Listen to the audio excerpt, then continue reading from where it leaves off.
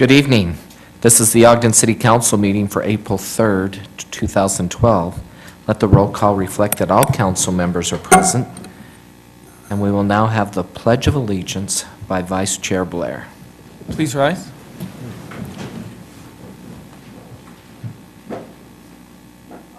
Pledge allegiance to the flag of the United States of America and to the republic for which it stands, one nation, under God, indivisible, with liberty and justice for all.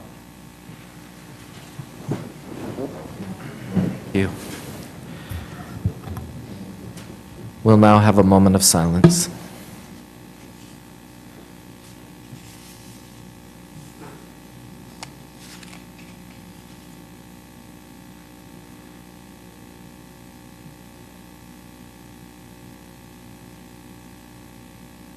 Thank you. Next on the agenda is approval of minutes. First is readoption of the regular meeting of November 15th, 2011. Councilmember Gochner. Thank you. Yes, I have approved those and they found them to be correct. And the study session of December 6, 2011, and special meeting of January 31st, 2012. Councilmember Stevens. Yes, Mr. Chair, I've reviewed both of those meetings and they're correct. And the regular meeting of February 7th, 2012, and the closed executive session of March 13th, 2012.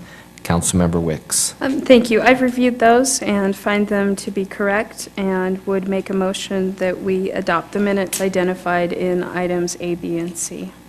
I second it. We have a motion from Councilmember Wicks and a second from Councilmember Stevens to adopt these minutes. This is a voice vote. All in favor? Aye. Any opposed? Thank you. Next on the agenda is recognition, and Councilmember Wicks and I are very much involved in this, and this is near and dear to our hearts, so I'll turn the time over to her for this joint proclamation. All right. Thank you, Chair Gardner. This is a joint proclamation of the Mayor and Ogden City Council declaring April 2012 as Child Abuse Prevention Month in Ogden City. And it reads as follows. Whereas, although all children deserve to experience and enjoy a carefree and innocent childhood, child abuse is a serious and growing problem affecting more than 12,000 of Utah's children annually. And whereas, child abuse respects no racial, religious, class, or geographic boundaries, domestic violence-related child abuse continues to be the most prevalent form of child abuse in Utah, and the incidence of sexual abuse follows as the second most common form of abuse. And whereas, statistics show threats to Utah's children and families cross over several program lines. 60% of children in custody of the Division of Child and Family Services are there because of substance abuse by a caregiver. And whereas, preventing child abuse depends upon the efforts of Utah residents to make a positive, substantial impact on the children of today who will become the leaders of tomorrow. And whereas, all Ogden City residents are encouraged to become more aware of child abuse within their respective communities, learn how to prevent it, and actively encourage and support parents to raise their children in a safe, nurturing environment. And whereas, Ogden City encourages businesses and individuals to support Prevent Child Abuse Utah in their important mission to prevent child abuse throughout the state. Now, therefore, Mayor Michael P. Caldwell and the Ogden City Council do hereby proclaim April 2012 as Child Abuse Prevention Month in Ogden. We encourage all people to join Prevent Child Abuse Utah in becoming advocates for children to create a society where child abuse is not tolerated. We ask everyone to actively foster a caring community which will protect our children and end child abuse and neglect. And this is dated this third day of April 2012. And with that, I would make a motion that we adopt the resolution. I'll second it. We have a motion from Councilmember Wicks and a second from Councilmember Van Huser to adopt this joint proclamation. All in favor? Aye. Any opposed? Okay.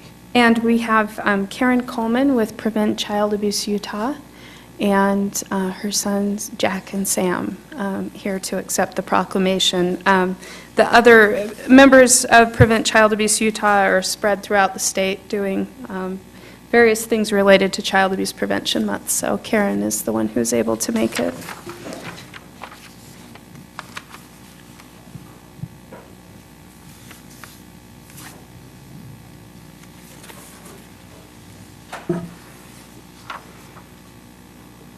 First, let me say thank you to all of you. I have worked at Prevent Child Abuse Utah since 1999, and Ogden City has been doing this declaration proclamation with us every single year. The longest, the city that has provided this declaration, this marking of raising awareness, more than any city. And because of all of the efforts that we continue to do, more cities are joining in every year. Like Amy said, we have staff out at Draper City, we are at Murray tonight, we're in Taylorsville, we're all over the state.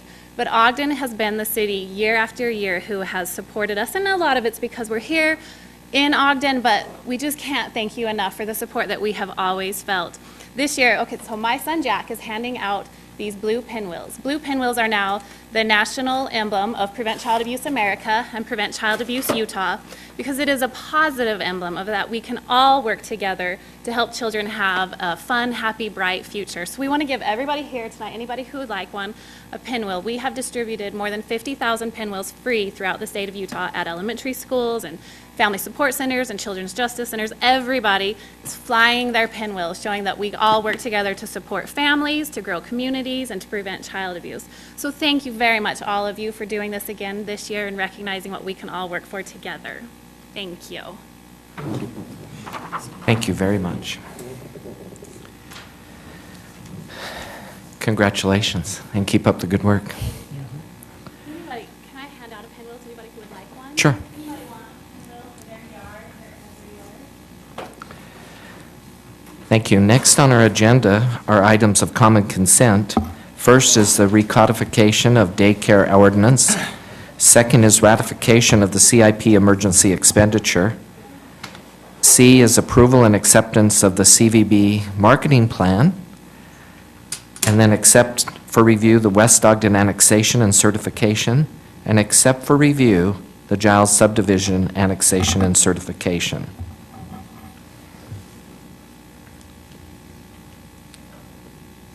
I will make a motion that we accept these 5 items on common consent.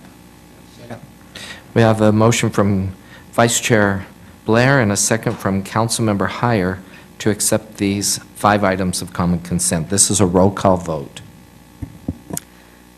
Councilmember Gochner, Aye. Councilmember Heyer, Aye. Councilmember Stevens, Aye. Councilmember Van Hoosier, Aye. Councilmember Wicks, Aye. Vice Chair Blair, Aye. and Chair Gardner. Aye. Thank you. Next on our agenda is a report from the Planning Commission, and I understand that Brandon Cooper will be doing a presentation on this. Oh, not Brandon. Rick. Rick. Rick Grover will do that. When the Planning Commission reviewed this, they looked at how it was compatible with the general plan and also state law.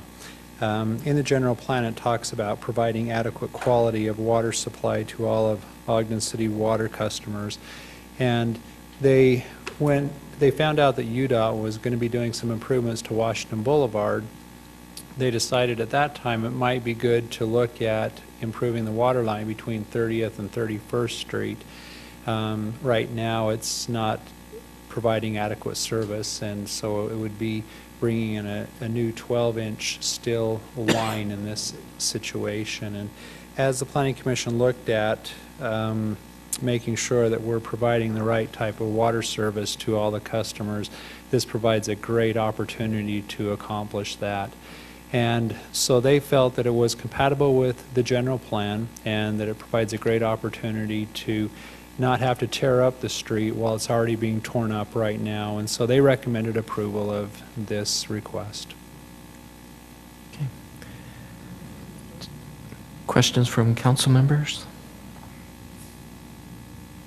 I assume that's upsizing the pipe, is that? Really upsizing the pipe, yes.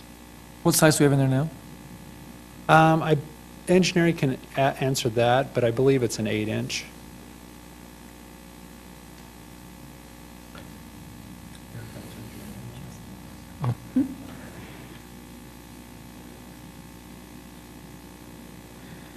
Yes, we're replacing an old steel line to a ductile iron pipe, and I believe the new size is 12-inch. So the original size is smaller. Thank you.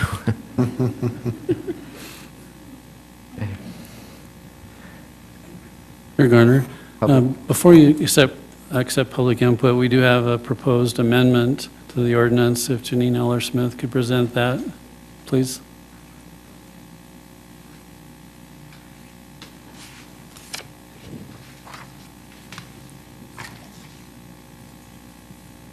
Council members, you may recall when they initially, this came to us from the Planning Commission, it was just to amend the CIP.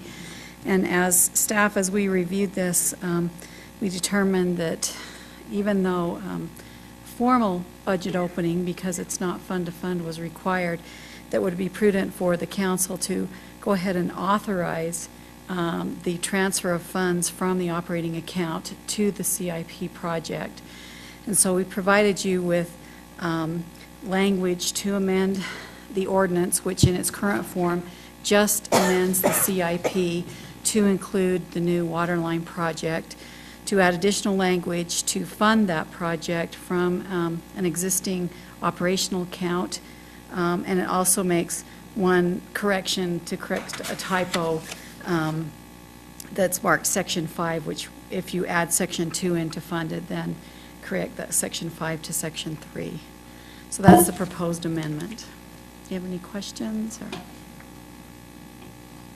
At this time, we'll accept public input regarding the CIP water line.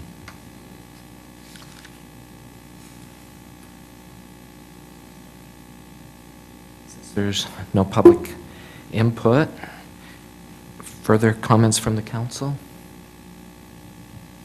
Okay. With that, I will make a motion to amend ordinance 2012-15 to add section 2, which should read as follows. Section 2, funding of project number WU-105, a budget adjustment to transfer $252,500 from operating account number 5100-1-04-855509-33002 to capital improvement plan project number WU-105 is hereby authorized. I also move to amend the ordinance to correct what is currently marked Section 5 to read Section 3. The effective date of the ordinance shall remain the same. Second. We have a motion from Vice Chair Blair and a second from Councilmember Heyer to adopt this ordinance. This is a roll call vote. Actually, Mr. Chair, that was to amend Oh, to the amend? ordinance first. Okay. So the motion was to amend. Amend. So you could take a voice vote Vote- to amend. Okay, so first is a voice vote on the amendment. All in favor? Aye. Any opposed? Okay.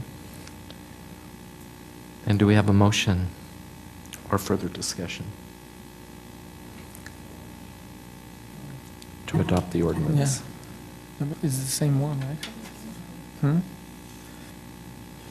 Motion would be to adopt as the amended amended. ordinance? Mhm. I'll make a motion to adopt amended ordinance 2012-16. Second.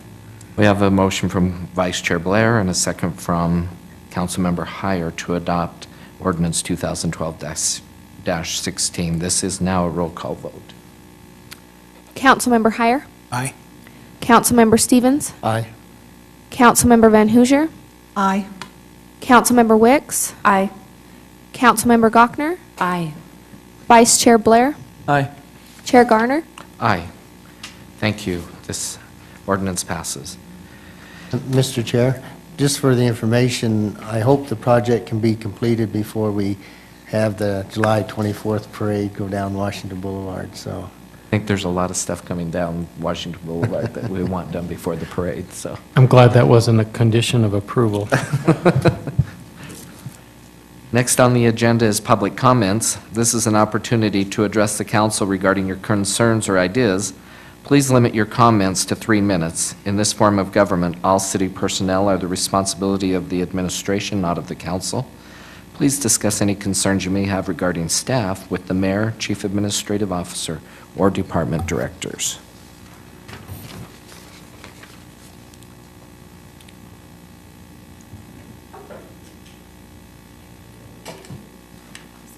Excuse me.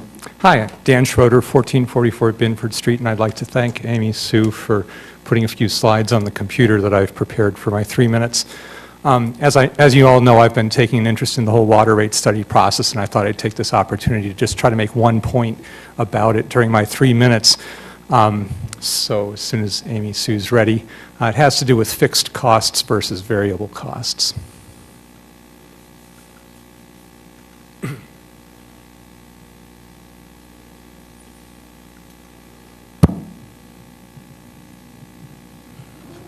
Time's counting down already. That's not fair.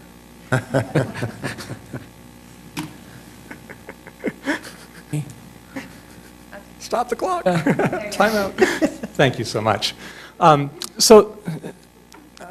question that arises is, why should we charge water customers at all based on the amount of water they use? Why not just charge everyone a flat rate like we do for sewer systems currently?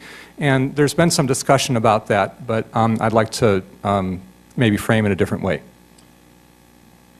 So here's a graph that the consultant showed you showing that 90% of our costs are fixed costs and only 10% variable.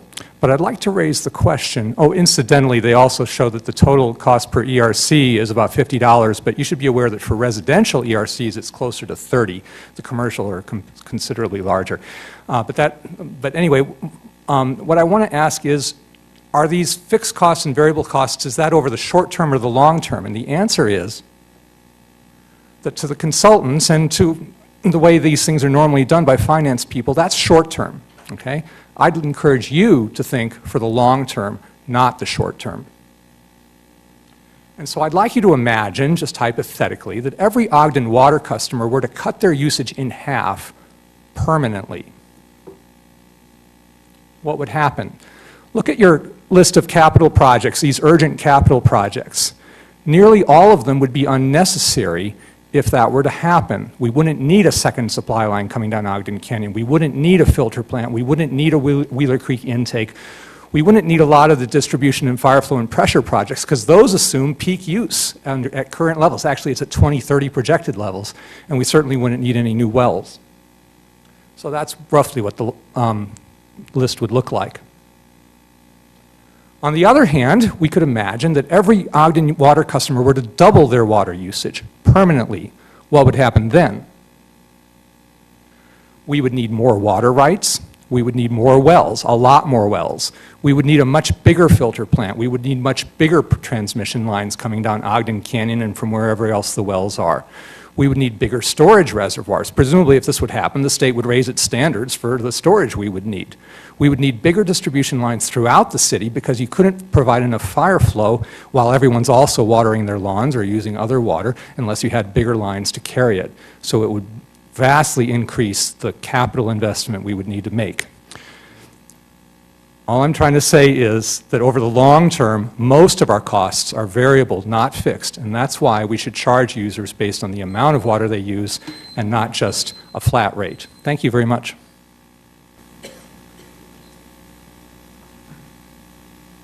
Thank you. Further comment from the public? Okay. Comments from administration? I have no comments. Thank you. Council staff? Nothing, thank you. And council members?